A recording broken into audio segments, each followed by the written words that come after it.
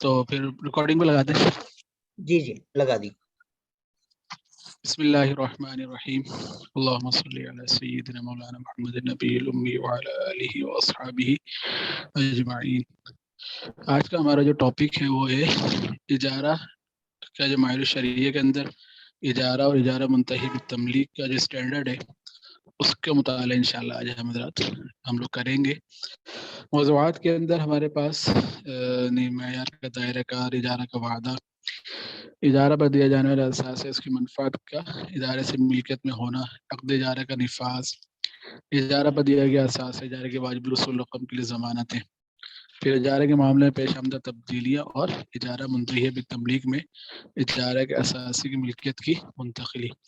تو اس میں سے جو آخری تین ہیں 6، 7، 8 اور 6، 7 اور 8 یہ آج ہم مطالعہ نہیں کر سکیں گے، تھوڑا لیندی تھا، تو یہاں تک نمبر 5 تک انشاءاللہ ہم کریں گے.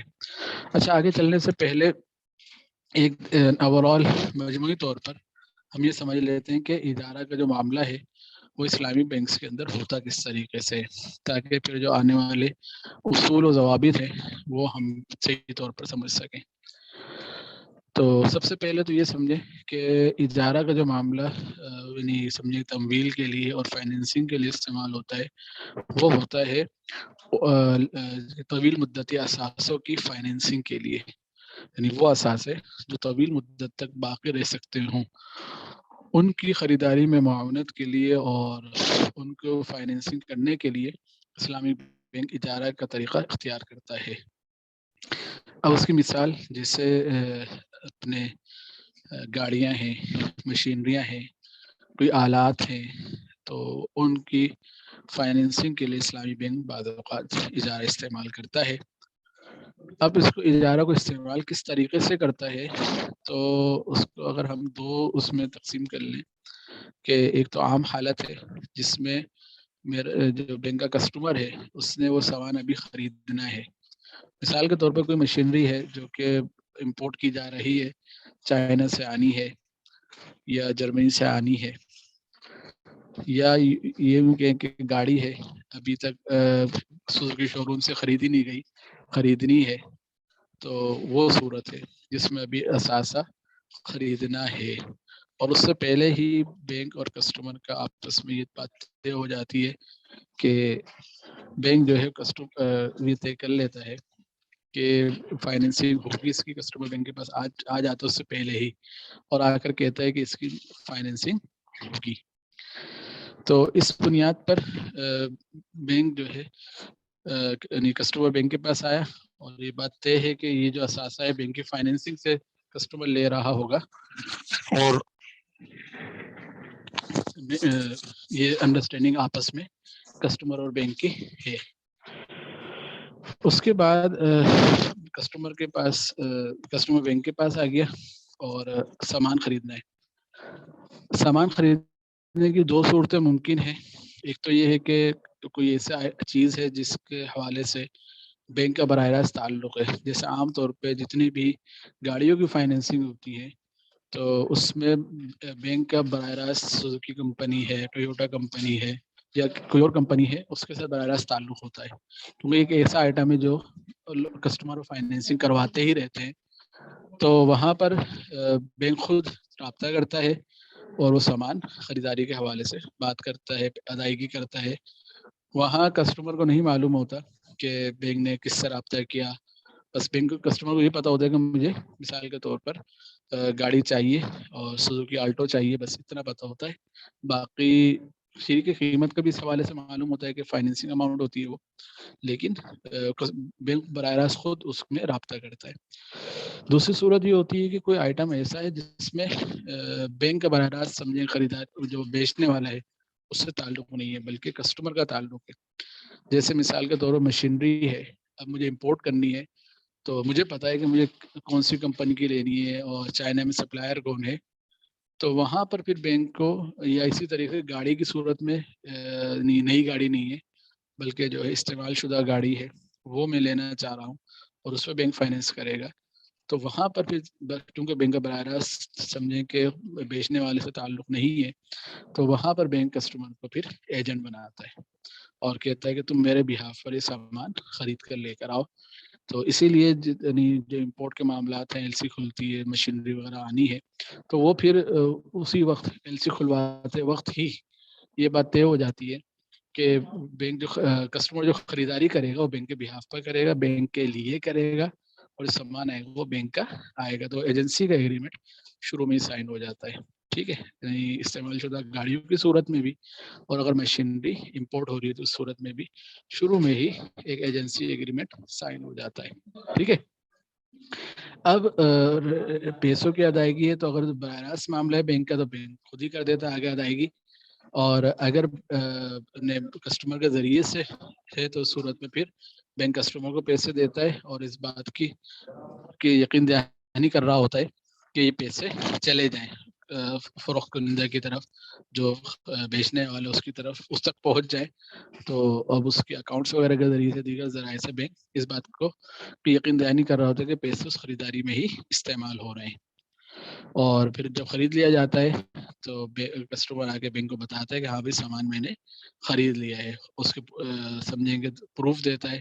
مثال کے طور پر اگر مشینری باہر سے منگوائی ہے تو اس کا بل آف لیڈنگ ہوگا، وہ جہاز ران کمپنی ہے اس کے بل وغیرہ ہوں گے.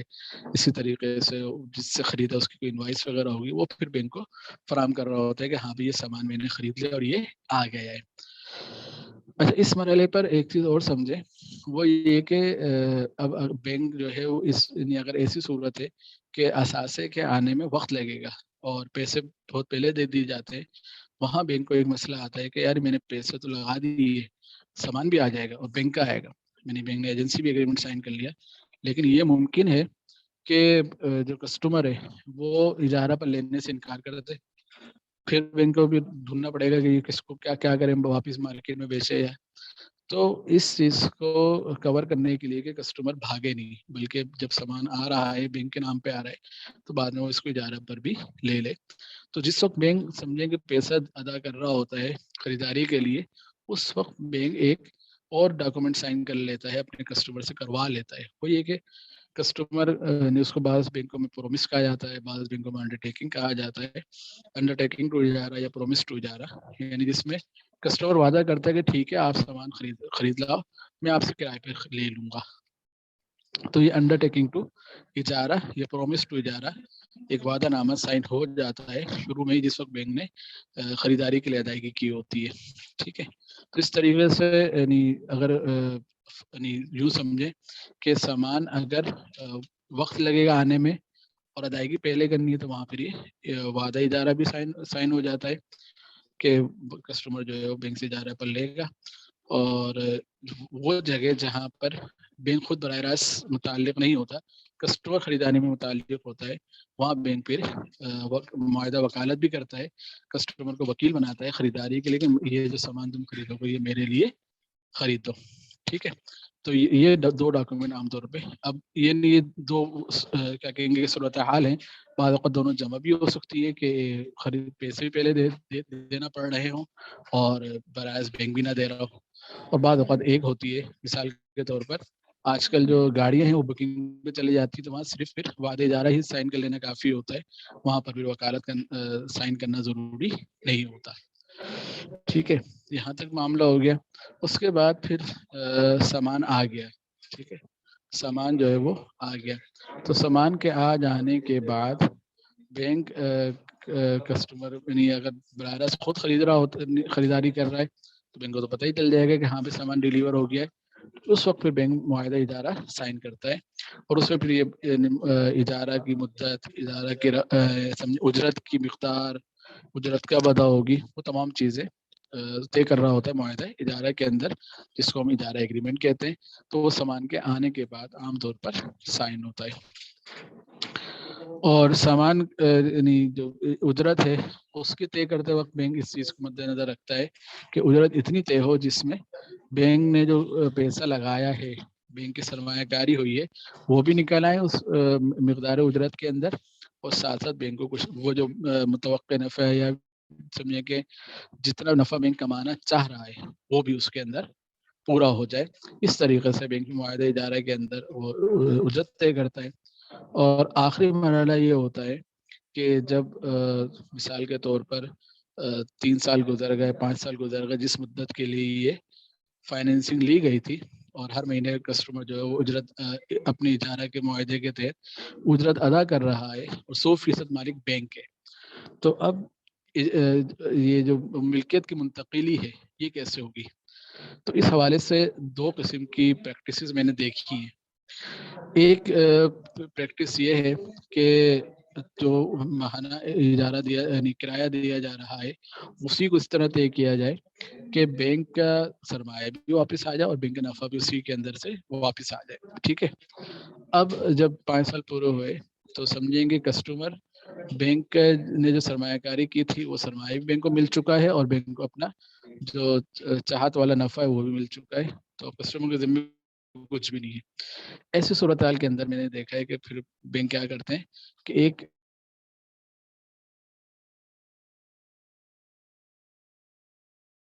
سمجھیں کہ گفٹ ہبا کے ذریعے سے بینک ہبا کرتے ہیں اور ایک گفٹ ڈیڈ بناتے ہیں جس میں 100% بینک مالک ہے، بینک جو ہے اس کو کسٹمر کو گفٹ کر دیتا ہے، ٹھیک ہے۔ دوسری پریکٹس جو بینک اسلامی کے اندر ہمارے رائج رہی جب تک بینک اسلامی ادارہ پر گاڑیاں دیتا تھا، وہ یہ کہ شروع میں جو ایک رقم بینک لیتا ہے، جیسے مثال کے طور پر اگر میں مکان بھی کوئی کرائے پہ لے رہا ہوتا ہوں تو اس وقت کرائے پہ دینے والا کہتا ہے کہ یہ ایڈوانس ہے اور یہ کرایہ ہے، اور جو ایڈوانس درخواست وہ سیکورٹی ڈپازٹ ہوتا ہے، یعنی وہ اس بات کے لیے ہوتا ہے کہ یار ٹھیک ہے تم سنجیدہ ہو اس معاہدے کو کرنے میں، اور یہ کہ خدا نخواستہ کوئی نقصان تم کرو گے تو وہ میں ان پیسوں سے پورا کر لوں گا، تو اس کے لیے ایڈوانس رکھا جاتا ہے۔ اب وہ ایڈوانس کی جو شرعی تکلیف ہے وہ یہ کہ سمجھیں کہ وہ اگلے کے ذمہ قرض بھی کہہ سکتے ہیں یا امانت کہہ سکتے ہیں کہ یعنی وہ ذمہ ہوتا ہے کرایہ مالک مکان کے نا، اور جس دن میں مکان خالی کروں گا تو وہ مجھے واپس ملے گا۔ تو اب بینک نے جو یہ سیکورٹی ڈپازٹ لیا ہوتا ہے یہ بینک کے پاس آ گیا اور اس کی حیثیت یہ ہوتی ہے کہ جس دن اجارہ کا معاملہ ختم ہوگا تو یہ قابل واپسی ہے، واپس کسٹمر کو دینا ہے، یہ بینک کی آمدنی کا حصہ نہیں بنتا۔ تو دوسرا طریقہ یہ ہوتا ہے کہ جب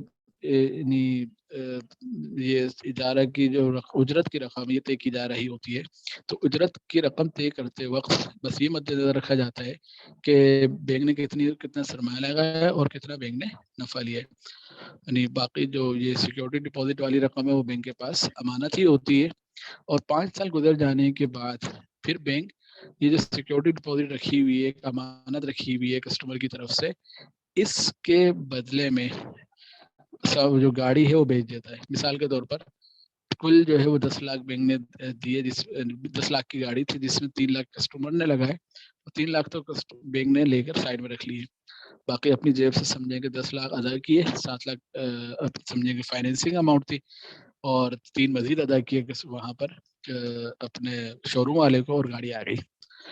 جب 3 سال گزر گئے، مدت پوری ہو گئی، تو اب جو 3 لاکھ کسٹمر نے دیے تھے وہ کسٹمر کی امانت ہے سیکورٹی ڈپازٹ، اس 3 لاکھ کے بدلے میں بینک وہ گاڑی کسٹمر کو بیچ دیتا ہے ایک الگ معاہدے کے تحت۔ اس طریقے سے اس کی جو ملکیت ہے وہ کسٹمر کی طرف منتقل ہو جاتی ہے۔ تو یہ تھوڑا سا خلاصہ تھا طریقہ کار کا جو کہ مختلف اسلامی بینکس کے اندر اجارہ منتہیہ بالتملیک کی صورت میں ہو رہا ہوتا ہے۔ اب ذرا ہم جو معیار اس کا مطالعہ کریں تو یہاں یہ بات پہلے تو معیار کے دائرہ کار کے حوالے سے فرماتے ہیں کہ یہ معیار اساسوں کے عام یا منتہیہ بالتملیک اجارے کے مسائل مشتمل ہے، چاہے ادارہ کرایہ پر دینے والا ہو یا خود کرایہ دار ہو، یعنی دونوں صورتیں ہیں کہ وہ جو ادارہ یا بینک ہے وہ آگے اس سامان کو کرائے پہ دے رہا ہے یا کرائے پر لے رہا ہے۔ کہتے ہیں یہ معیار اجارہ سقوط کے احکام مشتمل نہیں کیونکہ یہ سرمایہ کاری سقوط کے معیار میں بیان کی گئے ہیں۔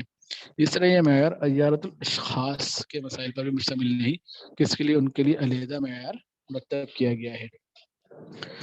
اچھا، اب جو ہیڈنگ آ رہی ہے وہ ہے اجارہ کا وعدہ۔ تو جیسے میں نے عرض کیا کہ اجارہ کا وعدہ اس وقت لیا جاتا ہے جب بینک نے ادائیگی کر دی ہے، سامان ابھی آیا نہیں ہے، بینک کی ادائیگی اور سامان کی وصولی میں کچھ وقت ہے، تو وہاں بینک کسٹمر سے ایک وعدہ لیتا ہے کہ تم میرے سے یہ سامان اجارہ پر لے لو گے۔ تو کہتے ہیں کہ اصل تو یہی ہے کہ اجارہ ایسے اثاثہ جات جو ان کی منفعت پر کیا جائے جو مجیر کی ملکیت میں پہلے سے موجود ہوں، تاہم یہ بھی جائز ہے کہ گاہک ادارے سے درخواست کرے کہ کوئی ایسا اثاثہ خریدے یا کسی موجودہ اثاثے کی ایسی منفعت حاصل کرے جسے وہ گاہک ادارہ پر لینے کی خواہش رکھتا ہے تو اس کا وعدہ بھی کرتا ہے۔ یہ اس وقت ہوگا جب مثال کو گاڑی بکنگ پہ جائے گی تو پھر بینک جو ہے پہلے اس سے وعدہ ادارہ لے لے گا۔ مزید کہتے ہیں اصلاً اجارہ کا معاملہ کسی پیشگی عمومی مفاہمت کی یادداشت کے بغیر بھی مکمل ہو جاتا ہے، یعنی پہلے سے ہم نے کوئی بات طے نہیں کہ بھائی میں تمہیں کوئی سامان اجارہ پر دوں گا، بس جب سامان موجود ہے اجارہ پہ دینے کے ارادے تو فوراً اجارہ پہ دے دے، اصل بات تو یہی ہے۔ لیکن کہتے ہیں جبکہ اجارہ فوری طور پر براہ راست کیا جا رہا ہو تاہم یہ بھی جائز ہے کہ گاہک اور ادارے کے درمیان ہونے والے اجارے کے معاملات کے لیے پہلے سے عمومی مفاہمت کی یادداشت ترتیب دی جائے جو باہمی معاملات کی عمومی شرائط پر مشتمل ہو۔ اچھا، اس کی عام طور پہ ضرورت نہیں پڑتی لیکن اگر بعض اوقات پڑ بھی جاتی ہے، جیسے مثال کے طور پر ہمارا ایک دفعہ کہ الیکٹرک کے ساتھ معاملہ ہوا کہ ان کے جو امپلائیز ہیں ان کو بینک مثال کے طور پر 40-50 گاڑیاں فائنینس کرے گا، تو ابھی وہ ہو ہی نہیں ہے، تو اب جیسے جیسے وہ گاڑی لے گئے تو اس کے لیے ایک عمومی شرائط و ضوابط مشتمل ایک مفاہمتی یادداشت سائن کرنے میں کوئی حرج نہیں ہے۔ وہ اجارہ نہیں ہے، وہ ایک سمجھیں کہ باہمی مفاہمت کی یادداشت ہے، ٹھیک ہے۔ تو یہی بات فرما رہے ہیں کہ اجارہ کے معاملات کے پہلے عمومی مفاہمت کی یادداشت ترتیب دی جائے جو باہمی معاملات کے عمومی شرائط پر مشتمل ہو۔ ایسی صورت میں ضروری ہے کہ عملاً اجارہ کا عقد کرتے وقت اجارہ کے ہر معاملے کے لیے علیحدہ اجارہ کا عقد کیا جائے، ٹھیک ہے، یعنی صرف مفاہمت کی یادداشت کافی نہیں ہے بلکہ پھر اجارہ کا عقد الگ سے بھی ضروری ہوگا جس پر دونوں فریق دستخط کریں یا دونوں فریق آپس میں ایجاب و قبول کی دستاویزات کا تبادلہ کر لیں جس میں عمومی مفاہمت کی یادداشت میں بیان کردہ عمومی شرائط کا حوالہ دیا جائے۔ بس اس کا فائدہ یہ ہوگا کہ جب آپ اجارہ کر رہے ہو اس وقت تفصیلی کوئی عقد کرنے کی ضرورت نہیں ہے، بس اجارہ کے جو بنیادی چیزیں ہیں، کیا چیز کرائے پہ دی جا رہی ہے، کتنے کی دی جا رہی ہے، وہ کافی ہے، باقی جو تفصیلات ہیں وہ عمومی یادداشت تھی معاف کیجیے گا، تو اس میں طے ہو گئی تھی۔ آگے کہتے ہیں کہ اجارے کے لیے جائز ہے کہ وہ اجارہ پر لینے کا وعدہ کرنے والے گاہک سے ایک مخصوص رقم طلب کرے جس سے اجارے پر لینے والے کے وعدے کی تنفیذ اور اس پر مرتب ہونے والی ذمہ داری کے بارے میں گاہک کی سنجیدگی یقینی بنائی جا سکے۔ جیسے میں نے ابھی ایسا کیا تھا کہ سیکیورٹی ڈپازٹ بعض اوقات لیا جاتا ہے، بشرطے کہ اگر گاہک مطلوبہ چیز اجارہ پر لینے سے انکار کرے تو اس رقم سے حقیقی نقصان کے علاوہ کوئی کٹوتی نہ کی جائے۔ یہ ایک اہم چیز ہے کہ یہ جو سیکیورٹی ڈپازٹ ہے اس سے بینک نفع نہیں کما رہا ہے بلکہ صرف کوئی نقصان ہو جائے تو وہ نقصان پورا کیا جا سکتا ہے، نقصان بھی حقیقی نقصان ہو، فرضی نقصان نہ ہو۔ فرضی نقصان کیا ہو سکتا ہے؟ مثال کے طور پر بینک نے جو ہے وہ ادائیگی کی اور یہ وعدہ ادارہ بھی سائن کروا لیا، 4 مہینے بعد گاڑی آ گئی، گاڑی کے آنے کے بعد کسٹمر نے کہا میں تو نہیں لیتا کرائے پہ، ٹھیک ہے، تو اب حقیقی نقصان کیا ہوگا؟ مثال کے طور پر وہ گاڑی تھی 10 لاکھ کی، ٹھیک ہے، بینک جب مارکیٹ میں بیچنے گیا تو وہ بجائے 10 کے 9 کی بکی تو لاکھ روپے کا بینک کو نقصان ہو گیا۔ تو اب یہ جو نقصان ہے یہ تو ٹھیک ہے، حقیقی نقصان ہے، لیکن فرضی نقصان کیا ہو سکتا ہے کہ بینک یہ حساب لگائے کہ یار میرے 10 لاکھ روپے 3 مہینے تک اس معاملے میں لگے رہے، اگر یہ بینک کہیں میں فائنینسنگ میں لگاتا تو اس پہ 5% میں نفع ہو جاتا، تو 5% جو نفع میرا نفع کا جو نقصان ہے یہ تو نقصان نہ وہ بھی، لیکن اس کو یہ کہا جائے گا کہ یہ حقیقی نقصان نہیں ہے بلکہ فرضی نقصان ہے، تو وہ بینک اس سے بہرحال پورا نہیں کر سکتا۔ ہاں، کوئی حقیقی نقصان ہو جائے تو وہ پھر بینک اس سے کٹوتی کر سکتا ہے۔ آگے فرماتے ہیں کہ لہذا اجارہ منتهی بالتملیک کی صورت میں اگر گاہک اجارے پر لینے کے وعدے سے پھر جائے اور ادارہ یہ اثاثہ کی اور کسی اور کے اجارہ منتهی بالتملیک پر دے تو اثاثے کی لاگت اور فریق ثالث سے حاصل ہونے والی اجرت کے فرق کو گاہک سے وصول کیا جا سکتا ہے، یا جیسے یہاں انہوں نے مثال دی کہ آگے کسی اور کا اگر کرائے پہ دیا تو اب اتنے پہ نہیں گیا جتنے پر جانا چاہ رہے کی صورت میں اجارہ پر دیے جانے والے اثاثے کی لاگت اور فریق ثالث کو بیچ کر ادارے کو حاصل ہونے رقم کے فرق کو وعدہ خلافی کرنے والے گاہک سے وصول کیا جا سکتا ہے، تاہم اگر ادارے میں اس اثاثے کو فروخت نہیں کیا تو وہ کسی نقصان کے عوض لینے کا مجاز نہیں ہے، نہیں نقصان کا حقیقی نقصان کو سب پتہ چلے گا جب اس اثاثے کو مارکیٹ میں بیچے گا، نقصان نہیں لے سکتا۔ جیسے سیکورٹی ڈپازٹ بینک لے سکتا ہے. تو کہتے ہیں گاہک کے سنجیدگی ضمانت کے طور پر لی گئی مذکورہ پیش کی رقم جس کو عربی میں حامی جدیہ کہا جاتا ہے یا تو بینک کے پاس حفاظت کی غرض سے رکھی گئی امانت ہے جسے استعمال کرنا اس کے لیے جائز نہیں. یہ سرمایہ کاری کی غرض سے رکھی گئی رقم ہے اس طور پر گاہک نے ادارے کو مدارت کی بنا پر سرمایہ کاری کی غرض سے دی ہے. اس رقم کے جارے کے معاہدے کی تعمیل کے وقت اجرت میں سے شمار کرنے پر اتفاق کیا جا سکتا ہے. یعنی اس بات کا یعنی اتفاق ہو سکتا ہے. مثال یعنی یہ بتانا چاہ رہے ہیں کہ ایک صورت تو تھی جو میں نے آپ سے عرض کی کہ بینک اسلامی میں رہی کہ پورا کا پورا سیکورٹی ڈپازٹ 3 لاکھ روپے اینڈ تک وہ جو ہے وہ سمجھیں کہ بینک کے پاس امانت کے طور پر رکھے رہتے. پھر 3 سال گزر جانے کے بعد اس کے بدلے میں بینک گاڑی کسٹمر کو بیچ دیا کرتا تھا. پھر وہ سمجھو وہ بینک کی آمدنی بنتی تھی. لیکن دوسری صورت بھی ممکن ہے جو مجھے یاد آ رہا ہے کہ میزان بینک میں چل رہی ہے وہ یہ کہ یہ 3 لاکھ روپے اس کو اگلے 3 سال میں ہر مہینے کی اجرت کا حصہ بنا دیا. مثال کے طور پر یہ کہا گیا کہ اجرت 20,000 روپے 20 میں سے 15 آپ دینا اور 5 ہم یہاں سے کاٹ لیں گے. تو ہر مہینے کیا ہوگا کہ جو 3 لاکھ روپے سیکورٹی ڈپازٹ تھی اس میں سے کچھ حصہ اجرت کے نام پر اجرت کے نام پر مسلسل کم ہوتا چلا جائے گا اور آخر میں جو ہے جو یہ 3 لاکھ روپے تو سارا کا سارا بینک کی آمدنی کا حصہ بن جائیں گے. تو یہ مطلب ہے اس کا کہ یہ بات بھی طے کی جا سکتی ہے. شرم اس میں بھی مذائقہ نہیں ہے. آگے فرماتے ہیں کہ اجارہ پر دیے جانے والا اثاثہ اس کی منفعت کے ادارے کی ملکیت میں ہونا یہ اجارہ کی لازمی ہے. کہتے ہیں کسی متعین اثاثہ پر ہونے والے ادارے کے صحیح ہونے کے لیے اس اثاثہ یا اس منفعت کا عقد سے پہلے مجھے ادارے کی ملکیت میں ہونا ضروری ہے کہ وہ چیز ملکیت میں ہو اور وہ منفعت ملکیت میں ہو. اگر وہ اثاثہ یا اس کی منفعت پہلے سے ادارے کی ملکیت میں ہی ہو جو کہ اصل ہے تو دونوں فریقوں کے اتفاق اجارے کا عقد کیا جا سکتا ہے. تاہم اگر وہ اثاثہ ادارے کا وعدہ کرنے والے گاہک یہ کسی تیسرے فریق سے حاصل کرنا ہے یعنی یہ وہ صورت ہے مثال کو مشینری پہ میں فائنینسنگ لینا چاہوں مشین خود میرے پاس آلریڈی موجود ہے. تو یہاں یہ فرما رہے کہ اگر وہ اثاثہ اجارے کا وعدہ کرنے والے گاہک یہ کسی تیسرے فریق سے حاصل کرنا ہے تو اجارہ کا معاہدہ اس وقت تک نہیں کیا جا سکتا جب تک ادارہ اس کی ملکیت حاصل نہ کر لے. یعنی پہلے یعنی یہ بھی ممکن ہے کہ ایک اثاثہ جو آپ کے پاس موجود ہے اسی پر اجارہ کا معاملہ کیا جا رہا ہے تو ایسی صورت کے اندر پہلے خریداری کا معاملہ ہوگا بینک کی اونرشپ میں وہ چیز آ جائے اس کے بعد پھر اجارہ کا معاملہ ہو سکتا ہے. یہ ممکن نہیں ہے کہ آپ ایک چیز جو سامنے والے کی بینک کے کسٹمر کی ملکیت میں اسی پہ اجارہ کر لیں. ایسا نہیں ہو سکتا کیونکہ جو ہے اجارہ کے اندر یہ بات لازمی ہے کہ جو مجیر ہے اس کی ملکیت میں تو وہ چیز ہو. کہتے ہیں کہ یہ ملکیت محض خرید و فروخت کے عمل سے بھی منتقل ہو جاتی ہے اگرچہ وہ اثاثہ یہ ملکیت محض خرید و فروخت کے عمل سے بھی منتقل ہو جاتی ہے. ٹھیک ہے اگرچہ وہ اثاثہ ادارے کے نام پر رجسٹرڈ نہ کیا جائے ایسے صورت کا کاؤنٹر ڈیٹ حاصل کر لے.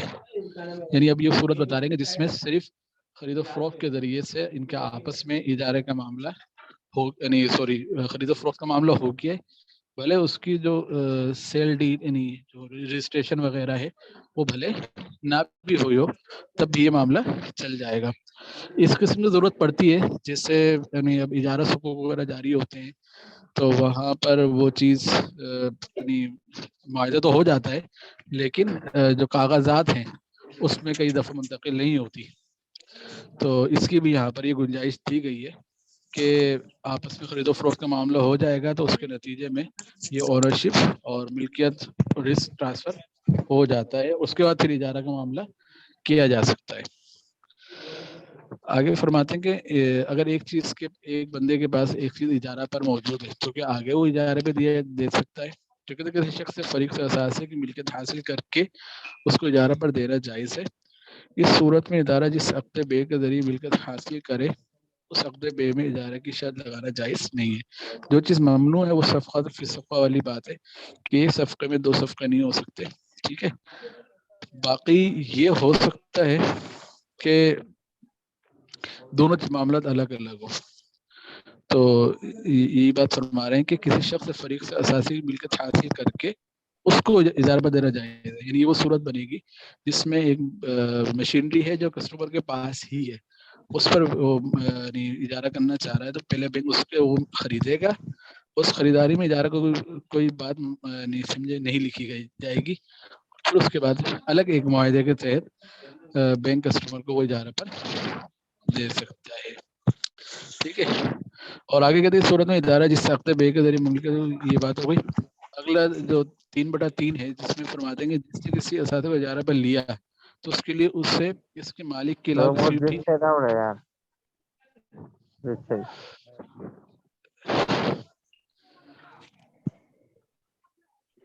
یہ میتھڈ میں کوئی ساتھی ہیں جن کا میوٹ نہیں ہو پا رہا, تو وہ اپنے آپ کو میوٹ کر لیں تاکہ کلاس ڈسٹرب نہ ہو. ٹھیک. تو کہتے ہیں کہ جس نے کسی اساتذہ کو اجارے پر لیا تو اس کے لیے اس کے مالک کے علاوہ کسی بھی شخص کو آگے اجارے پر دینا جائز ہے, چاہے وہ اتنی ہی اجرت پر دے جتنی اجرت سے خود لیا تھا, یا اس سے کم میں دے, اس سے زیادہ میں دے. یعنی ایک چیز خود اجارہ پر لی اور اس کو آگے اجارہ پر دے تو کہتے ہیں اس کی گنجائش دی جا سکتی ہے. اور اجرت چاہے فوری واجب ادا ہو یا تاخیر سے واجب الادا ہو, ایسے معاملے کو ذیلی اجارہ کہا جائے گا, الا یہ کہ مالک نے کسی اور کو اجارہ پر دینے سے معاہدے کی شرط لگائی ہو یا آگے اجارہ پر دینے کے لیے پیش کی اجازت لینے کی شرط لگائی ہو. یعنی اب اس کو اس طرح سمجھیں جیسے کئی دفعہ ہوتا ہے کہ پورے ہوٹل کی آپ نے عمارت کرائے پہ لے لی اور اس کے بعد پھر ایک ایک کمرہ آپ آگے کرائے پہ دے رہے ہو, تو وہ چیز جو آپ نے خود کرائے پہ لی ہوئی ہے اس کو آپ آگے کرائے پہ چلا سکتے ہو. آگے فرماتے ہیں کہ مالک کو اجارہ پر دینا, کہ ایک چیز مالک سے کرائے پہ لی اور اس کو دوبارہ مالک ہی کو کرائے پر دے رہا ہے, تو کہتے ہیں کرایہ دار کے لیے بھی جائز ہے کہ اجارہ پر لیا گیا اثاثہ پہلے اجارہ کی مدت کے دوران اس کے مالک کو واپس اجارہ پر دے دے. یعنی وہ صورت بنے گی کہ مثال کے طور پر کہ آپ نے کوئی دکان تھی یا کوئی مکان تھا تو وہ کرائے پہ لے لیا, تو مالک اب آپ ایک مدت کے لیے 1 سال کے لیے آپ نے کرائے پر وہ چیز لے لی. مالک مثال کو دوسرے شہر میں تھا, اب اس کو کچھ دنوں کے لیے 15 دن کے لیے مہینے کے لیے دوبارہ اس مکان میں رہنے کی ضرورت پڑ رہی ہے, تو اب اگر آپ کے پاس گنجائش ہے آپ اس کو خالی کر کے اس کو منفعت کے لیے دے سکتے ہو. تو اس کا حق تو نہیں ہے کیونکہ ٹھیک ہے مالک ہے, لیکن جب ایک دفعہ سے اجارہ کا معاملہ کر لیا تو اس کے منفعت سمجھو اس نے بیچ دیے, تو اب اس کو دوبارہ وہ منفعت چاہیے, تو کہہ دیں کہ واپس یہ اجارہ کی بنیاد پر واپس مالک کو دیا جا سکتا ہے.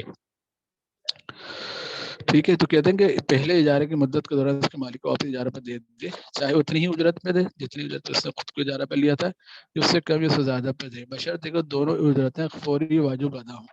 یہاں جس چیز کی ممانعت بتا رہے ہیں وہ کہ اس کے اندر تاخیر نہیں ہو سکتی, اجرتیں فوری ادائیگی ہوگی, اور اس کی وجہ آگے بتا رہے ہیں.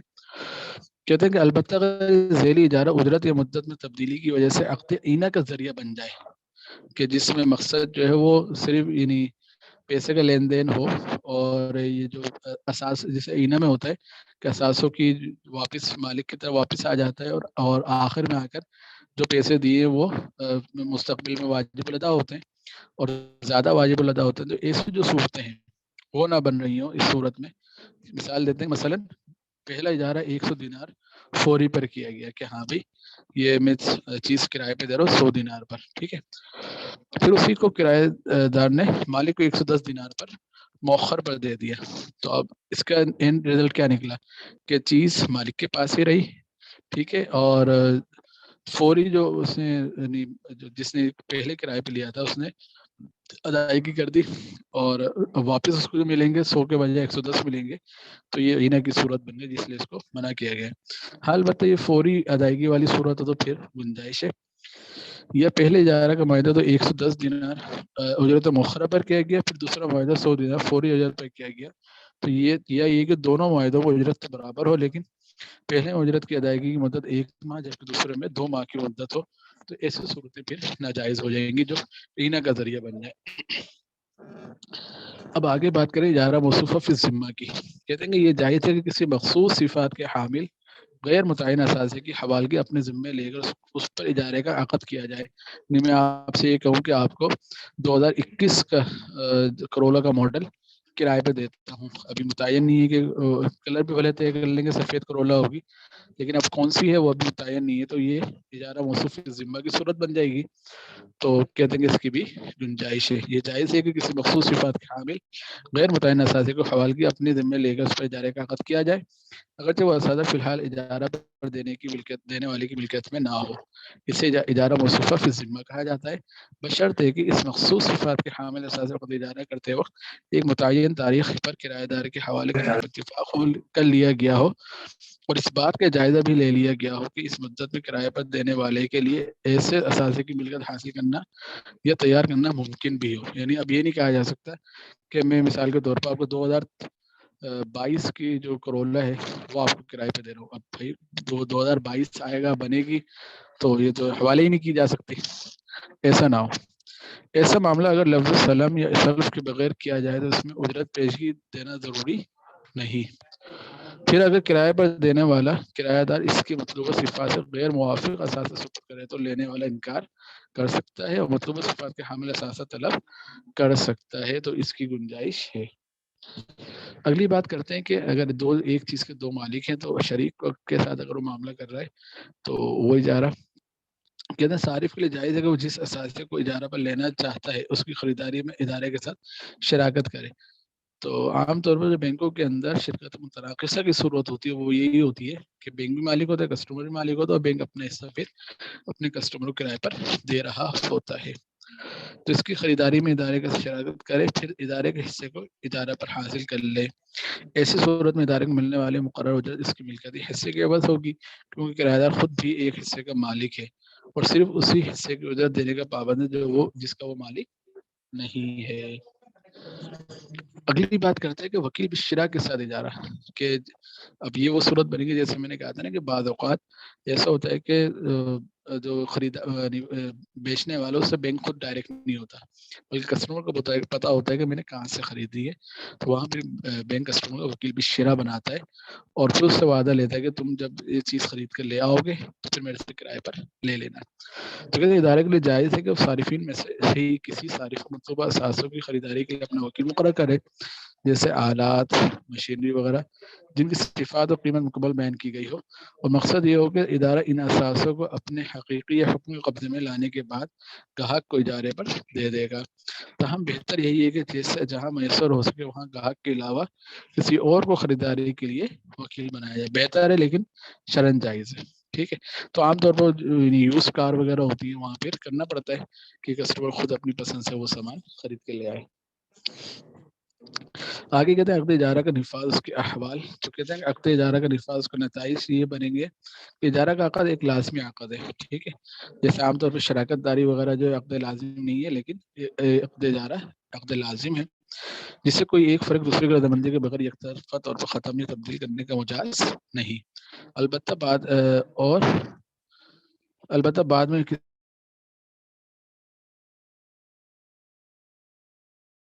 کسی پیش آنے والے عذر کی وجہ. آگے بات کرتے ہیں اجارہ کی مدت کے اوپر. تو اجارہ کی مدت کہتے ہیں مقرر کرنا ضروری ہے. اس مدت کی ابتدا عقد کی تاریخ سے ہی ہوگی.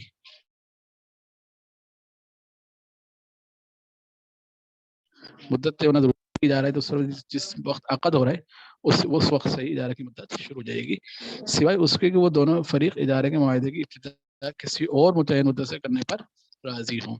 یعنی مثال کے طور پر آپ نے گھر کرائے پہ لیتے ہیں تو کئی دفعہ ہوتا ہے کہ آپ نے کرائے کا معاہدہ تو مثال کے طور 20 تاریخ کو کر لیا، لیکن آپ نے کہا کہ اب جو اس کا قبضہ ملے گا اور میں شفٹ ہوں گا وہ 1 تاریخ سے ہوں گا، اور جو ہمارے حساب چلے گا وہ. ٹھیک ہے. یہ چیز ممکن ہے کہ معاہدہ الگ ہو اور وہ افیکٹو کا بات کی مدت سے ہو. تو یہ بھی ممکن ہے، اور یہ بھی ممکن ہے کہ آپ کو ٹھیک ہے آج ہم کرایہ داری کا معاملہ کر رہے ہیں اور آج سے یہ شروع. ٹھیک ہے. تو اجارے کی مدت مقرر کرنا ضروری ہے. اس مدت کی ابتدا عقد کی تاریخ سے ہی ہوگی، سوائے اس کے کہ وہ دونوں فریق اجارے کے معاہدے کی ابتدا کسی اور متعین مدت سے کرنے پر راضی ہوں. ایسے معاملے کو اجارہ مضاف الی المستقبل کہا جاتا ہے کہ جبکہ اجارہ کا عقد الگ ہو اور افیکٹو بات سے ہو، یعنی مدت اجارہ بعد میں شروع ہو رہی ہو، تو اس وقت اجارہ مضاف الی المستقبل کا ہے، یعنی وہ اجارہ جس کا نفاذ مستقبل کی مقررہ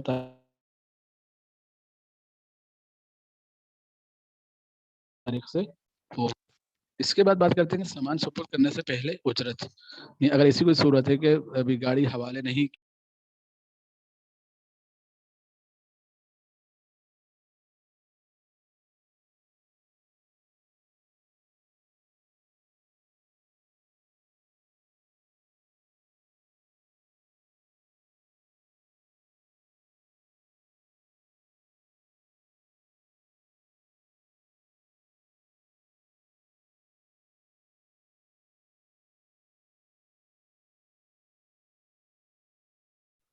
یہ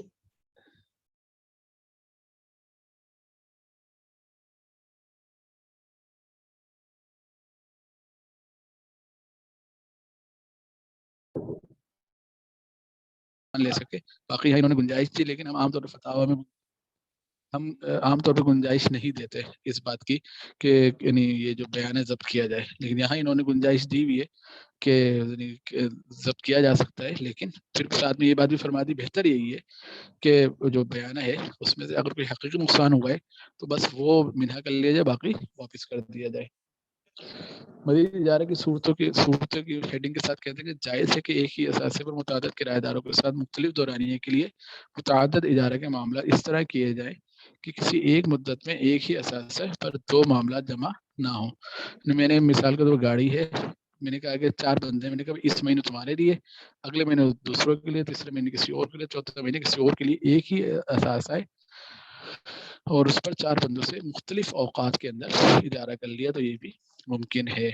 ٹھیک ہے، اس صورت کو ترادف الاجارہ سکسیسیو لیزز کہتے ہیں، کہ یعنی ایک کے بعد دوسرا، کیوں ان میں ہر ایک اجارہ دوسرے اجارے کے بعد نافذ ہوتا ہے، ایک سے زائد اجارہ بیک وقت نافذ نہیں ہوتے۔ اس طرح کے معاملے اجارہ مضاف الی المستقبل کی بنیاد پر ہی کیے جا سکتے ہیں۔ مزید فرماتے ہیں کہ ایک اثاثے پر متعدد اجارے، جب کرائے پر دینے والے نے ایک متعین مدت کے لیے متعین اثاثے پر اجارہ کر لیا تو اس کے لیے جائز نہیں کہ وہ یہی اثاثہ کسی دوسرے کرایہ دار کو اس اجارے کی حالیہ یا باقی ماندہ مدت کے لیے دوران اجارے پر دے۔ الگ الگ مدتیں ہیں تو پھر تو دیا جا سکتا ہے، لیکن ایک ہی مدت میں ایک سے زائد کو منفعت نہیں دی جا سکتی۔ کہتے ہیں جائز ہے کہ ایک ہی اثاثے کی منفعت کو متعدد کرایہ داروں کے ساتھ متعدد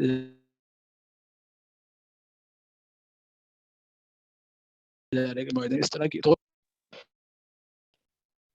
کہ ہر ایک کی مدت تو نہ ہو، یعنی ہر ایک سے کہا جائے بھائی کہ ایک ایک مہینے کے اعتبار سے جا رہا ہے، بلکہ ہر کرایہ دار اور اس کے مطابق اپنے لیے مقرر کیے گئے اوقات میں اس اثاثے سے منفعت حاصل کرنے کا حقدار ہو۔ یہ اثاثے سے باری باری فائدہ حاصل کرنے کی ایک صورت بن جائے گی۔ اب کہتے ہیں کہ کرایہ جو اجارہ ہے وہ منفعت کی سمجھو کہ منتقلی ہے نا، تو منفعت میں اگر شرکت، تو کہتے ہیں جائز ہے کہ کرایہ دار آگے کرایہ پر دینے سے پہلے دوسروں کو اپنے ساتھ اپنے مملوکہ منفعت میں اس طرح شریک کرے کہ ان کو اس منفعت سے حصہ دار بنا دے، چنانچہ اس کے ساتھ کرائے پر لی ہوئی اثاثے کی منفعت میں شریک بن جائے اور منفعت کی ملکیت حاصل کرنے اور اثاثے کو آگے کرائے پر دینے کے بعد ہر شریک حاصل ہونے والے کرائے میں اپنی شراکت داری کے تناسب سے حقدار ہوگا۔ نہیں وہ صورت بن جائے گی کہ مثال کے طور پر ایک گھر میں نے کرائے پہ لیا اور اس کے بعد اس میں سے آدھا، مثال کے طور پر 2 کمرے یا کچھ آدھا کچھ حصہ جو ہے میں نے کرائے پر دوسرے کو کرائے پہ دے دیا۔ اب اس گھر کی منفعت میں ہم دونوں شریک ہو گئے، پورا نہیں دیا آگے کرائے پہ، بلکہ اپنے کچھ حصہ اس کے کرائے پہ دے دیا۔ اب کو دونوں مل کے جب اس کے شریک ہو گئے، یعنی اس کی منفعت کے اندر ہم شریک ہو گئے، ہم اب مل کر جو اس کو آگے پھر کسی اور کو کرائے پہ دیں تو کہتے ہیں کہ یہ صورت بھی جائز ہے۔ آگے فرماتے ہیں کہ اجارہ پر حاصل کے اثاثے منفعت کے احکام کہ وہ کس قسم کا ہوگا، تو کہتے ہیں اجارہ پر دیے جانے والے اثاثے کے لیے ضروری ہے اس کی منفعت سے استفادہ اس کے وجود کے باقی رہنے کے ساتھ ممکن ہو، لہذا استہلاکی جو اشیاء ہوتی ہیں یعنی جن کا منفعت یہ ہے کہ ان کو کھا لیا جائے، ختم کر لیا جائے تو ہی وہ یعنی مفید ہوتی ہیں، ان پہ اجارہ نہیں ہو سکتا، استعمالی اشیاء پہ ہو سکتا ہے۔ نیز یہ بھی ضروری ہے کہ منفعت شرعاً جائز ہو، ٹھیک ہے، لہذا کسی رہائش گاہ یا آلہ کو کسی حرام مقصود کام کے لیے اجارے پر دینا جائز نہیں۔ یہ سودی بینک کے لیے جگہ اجارے پر دینا، یہ کسی ناجائز سامان کی خرید و فروخت یا ذخیرہ کرنے کے لیے دکان کا اجارہ، کسی ناجائز سامان کی منتقلی کے لیے گاڑی کا اجارہ، یہ شرعاً جائز پھر نہیں ہوگا۔ مزید فرماتے ہیں کہ غیر منقسم مشترک اثاثے کے اجارہ کے حوالے سے مشترک اثاثے کے کسی ایک غیر منقسم حصے کا اجارہ پر دینا جائز ہے، چاہے کرایہ دار اس میں شریک ہو یا نہ ہو۔ ایسی صورت میں کرایہ دار اجارے کے حصے سے اسی طریقے سے منفعت حاصل کرے گا جیسے مالک منفعت حاصل کر سکتا ہے، جیسے نوبتاً ایک کے بعد ایک باریاں بالنے، ٹھیک ہے۔ یعنی اس اثاثے کے منافع کو زمانے یا جگہ کے اعتبار سے دونوں بدل بدل کے استعمال کریں گے، یا کوئی دوسرا طریقہ جس پر دونوں شریک راضی ہو جائیں۔ اس کا خلاصہ یہ ہے کہ چونکہ میں مالک تو ہوں نا، بھلے ابھی منقسم نہیں ہوا، تو میں اس کی خود منفعت اختیار یعنی حاصل کر سکتا ہوں، تو میں اس منفعت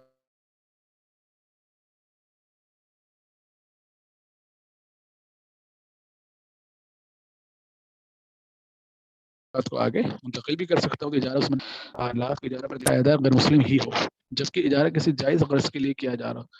غرض جائز ہونی چاہیے، بندہ بھلے غیر مسلم ہو، جیسے رہائش کے لیے گھر، سفر یا سامان کی منتقلی کے لیے سواری، معلومات محفوظ رکھنے کے لیے کمپیوٹر اجارہ پر لینا، اللہ کہ کرائے پر دینے والے کو معلوم ہو کہ یہ اسے غالب گمان ہو کہ اثاثہ کسی ناجائز کام یا استعمال کے لیے اجارے پر لیا جا رہا ہے، پھر اس صورت میں اجارے پر دینا یہ جائز نہیں ہوگا۔ اب کہتے ہیں کہ میں کیونکہ کرائے پہ دے رہا ہوں اور اس میں جو بھی خرابی اور ایسی خرابی جس سے اس کی منفعت حاصل کرنا پر منحصر رہے گا، اس سے میں بری ہوں، تو یہ نہیں ہو سکتا۔ کہتے ہیں کرایہ دار کے لیے ضروری ہے کہ اجارہ کے اثاثے اس کے مناسب معروف طریقے سے استعمال کرے اور تمام متفق اور جائز شرائط کی پابندی کرے۔ نیز غلط استعمال، زیادتی یا غفلت سے اجارے کے اثاثے نقصان پہنچانے سے بچنا ضروری ہے۔ کہتے ہیں کرائے پر دینے والے کے لیے جائز نہیں کہ وہ ادارے کے اثاثے کی ان خرابیوں سے اپنے آپ کو بری قرار دے جو اس اثاثے سے منفعت حاصل کرنے میں رکاوٹ بنتی ہیں۔ اسی طرح بعد میں پیدا ہونے والی ان خرابیوں سے بھی بری ہونے کی شرط لگانا جائز نہیں جو مقصودی منفعت پر اثر انداز ہوئی ہو، چاہے وہ خرابی خود اس کے عمل سے پیدا ہوئی یا غیر اختیاری۔ یعنی یہ برات دینا کہ یعنی ایسی خرابی کی برات دینا جس خرابی کے ہونے کی وجہ سے اس سے منفعت ہی حاصل نہ کی جائے، تو وہ یعنی برات جو ہے مالک نہیں دے سکتا، بلکہ مالک کی ذمہ داری ہے کہ وہ اثاثے کو ایسی حالت میں دے جس میں وہ قابل منتفع ہو۔ اب بات آتی ہے کہ جو اجارہ پہ دیے جانے والے اثاثے اس کی دیکھ بھال، کہتے ہیں کہ کرایہ دار کی زیادتی سے اجارے کے اثاثے کی منفعت مکمل طور پر جزوی طور پر ختم ہو جائے، صرف اس کا وجود باقی رہے، تو کرایہ دار اس اثاثے کو اپنی حالت پر لوٹانے، اس کو درست کرنے کا پابند ہے۔ جتنی مدت اس کی منفعت سے محرومی رہی، اس کی اجرت بھی معاف نہیں ہوگی۔ اور مزید کرنے کرائے پر دینے والے کے لیے جائز نہیں کہ کرایہ دار کو اجارے کے اثاثے کی ایسی بڑی دیکھ بھال کا پابند ہے جس پر اس اثاثے کا منفعت موقوف ہے، ٹھیک ہے۔ یعنی بات یہ ہے کہ منفعت منتقل ہوئی ہے اور منفعت کو برقرار رکھنا مالک کی ذمہ داری ہے۔ البتہ یہ جائز ہے کہ ایسی مرمت کروانے کے لیے اپنے خرچے پر کرایہ دار کو وکیل مقرر کر دے اور کرایہ دار کے ذمہ معمول کی یہ میعادی دیکھ بھال ہو۔ یعنی جو روٹین کے ایکسپینسز ہیں وہ تو ٹھیک ہے کرایہ دار پر ڈالے جا سکتے ہیں، لیکن بڑے ایکسپینسز جس پر اس کی منفعت موقوف ہے وہ نہیں دیے جا سکتے، یعنی اس پر نہیں ڈالے جا سکتے۔ یہی اخراجات کے حوالے مزید فرماتے ہیں کہ اجارہ کا ساتھ اجارہ کی مکمل مدت میں کرایہ پر دینے والے کے ذمہ زمان میں ہوگا کہ جب تک کہ کرایہ دار سے کوئی زیادتی یا غفلت نہ ہو۔ مالک کے لیے جائز ہے کہ جہاں تک ممکن ہو جائز انشورنس حاصل کرے۔ انشورنس کا خرچہ کرایہ پر دینے والے پر ہی ہے، کرایہ پر دینے والے کے لیے یعنی مالک پر ہے۔ جائز ہے کہ اجرت کے متعین اس خرچے کو مد نظر رکھے، تاہم معاہدہ ہو جانے کے بعد اس متوقع خرچے کی مقدار سے زائد کسی خرچ کے بوجھ کرایہ دار پر ڈالنا جائز نہیں۔ تو عام طور پر اسلامی بینک بھی یہی کرتے ہیں کہ جب اپنے کرایہ متعین کر رہے ہوتے ہیں تو اس میں اس بات کو مد نظر رکھتے ہیں کہ جو تکافل وغیرہ کے اخراجات ہیں، تو اور یہ نہیں، یہ جائز نہیں ہے کہ ایک دفعہ کرایہ متعین ہو گیا پھر کو کہ نہیں اب تو اس کا تکافل بھی، تو ایسا نہیں ہو سکتا۔ یہ بہرحال جائز ہے کہ کرایہ پر دینے والا انشورنس کی رقم کی ادائیگی کے کرایہ دار کو وکیل بنائے اور ادائیگی کرایہ پر دینے والے کے ذمے ہو۔ اجرت کے احکام کہتے ہیں جائز ہے کہ اجرت نقدی کی شکل میں ہو یا کسی اثاثے ہو یا کوئی منفعت، تینوں صورتوں میں اجرت ہو سکتی ہے. اجرت کا معلوم ہونا ضروری ہے، چاہے پوری مدت کے لیے مکمل مقدار طے کر لی جائے یا مدت کے مختلف دورانیوں کی قسطیں طے کر لی جائیں. خواہ یہ مقدار متعین ہو یا دونوں فریقوں معلوم شدہ حساب سے بدلتے رہے، دونوں صورتیں جائز ہیں. اسی سمجھ شک کی بنیاد پر عام طور پر اسلامی بینک جو اجارہ کرتے ہیں اس میں 6 مہینے بعد پھر ریوائز کرتے ہیں مارکیٹ کی صورتحال کے مطابق کہ مارکیٹ میں ریٹ بڑھ رہے ہیں یا کم ہو رہے ہیں، یعنی بینک فائنینسنگ کے ریٹ. آگے کہتے ہیں اجرت کے حق، طلب کا حق، کہ یعنی اجرت کب طلب کی جائے گی. کہتے ہیں اجرت اگرچہ عقد کرنے سے واجب ہو جاتی ہے، لیکن کرائے پر دینے والے کے لیے مطالبہ کا حق کرایہ دار کے منفعت حاصل کرنے یا منفعت کے حصول کی قدرت حاصل ہونے کے بعد شروع ہوتا ہے. یعنی مطالبہ کرنا جائز نہیں ہوگا کہ ابھی گاڑی دی نہیں، اس سے پہلے میں کرایہ دو. ٹھیک ہے، محض معاہدہ پر دستخط کرنے سے نہیں ہوتا. جائز ہے کہ معاہدہ طے ہو جانے کے بعد ایک ساتھ ہی تمام اجرت ادا کر دی جائے. یہ اجارے کی مکمل مدت کے برابر ایک کم یا زیادہ مدت قسطوں میں ادا کی جائے. تاہم اگر مقررہ وقت سے بعد کرائے پر دینے والے اجارے کے اساسی کو معروف تاخیر سے بھی زیادہ تاخیر سے ثبوت کرے تو اجرت دینا واجب نہیں رہتی. اب متغیر اجرت بدلتی رہے.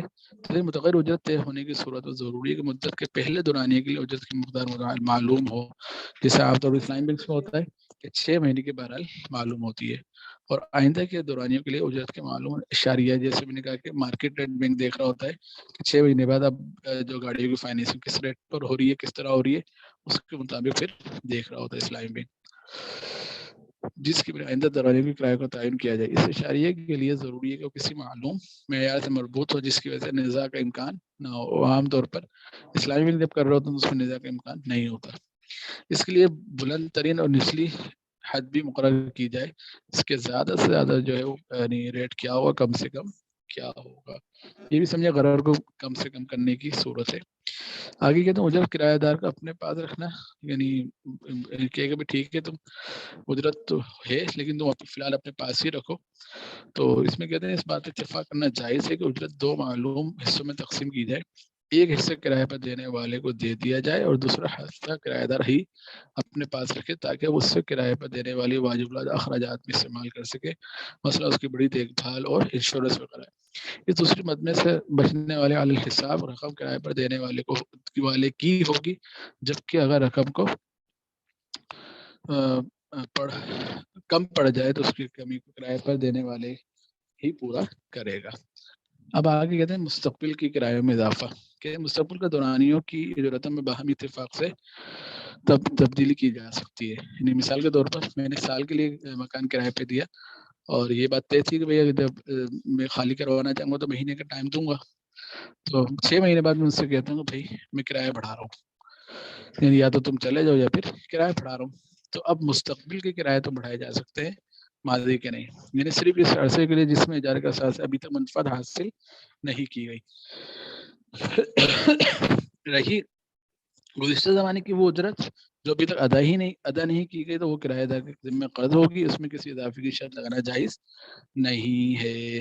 ٹھیک ہے، تو یہاں تک یعنی اجارہ کا جو معیار ہے اس کا ایک حصہ پورا ہو گیا اور تقریباً 6.5 صفحات پر دوسرا ایک حصہ ہے.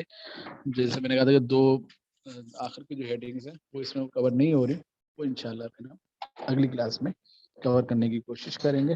جزاک اللہ خیر، احسن جزا. السلام علیکم.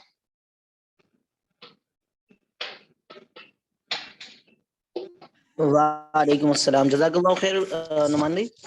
اچھا، اگلی کلاس میں میرا خیال ہے کہ یہی اجارہ کنٹینیو ہوگا معایر سے. جی ماہر سے بالکل. جزاک اللہ. اور اس سے اگلے والے ہمارا پھر مضاربہ کی طرف جائیں گے کیا؟ ہاں مضاربہ رہ گیا ہے ہمارا. صحیح. تو چلے اچھی بات ہے. میں پھر ایک آئیڈیا میرے پاس تھا، میں آپ سے پھر پرسنل میں شیئر کروں گا، پھر آپ دیکھ لیجیے گا جیسا کروں. چلے، جزاک اللہ. تو تمام ساتھیوں کا شکریہ جنہوں نے آج شرکت کی، خاص طور پہ فقہ المعاملات کے جو ساتھی ہیں ان کا بھی، اور جو دیگر تخصصات کے ساتھی آج شریک ہوئے. اللہ تعالیٰ تمام حضرات کی حاضری کو قبول فرمائے. اور کوئی ساتھی کوئی بات کرنا چاہے تو کر لے، ادروائز پھر ہم کلوز کرتے ہیں اس کو اگلے 1-2 منٹ کے اندر.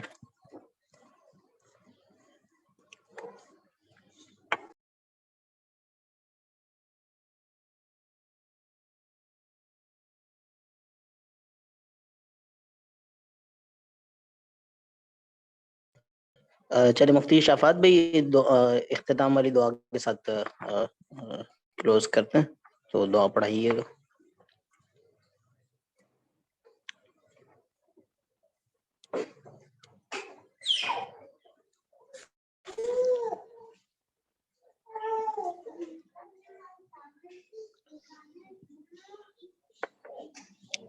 سبحانک اللہم و بحمدک. اچھا چلیں ثناء الحق بھائی آپ پڑھا دیں. سبحانك اللهم وبحمدك أشهد أن لا إله إلا أنت أستغفرك وأتوب إليك. جزاکم اللہ خیر. السلام علیکم.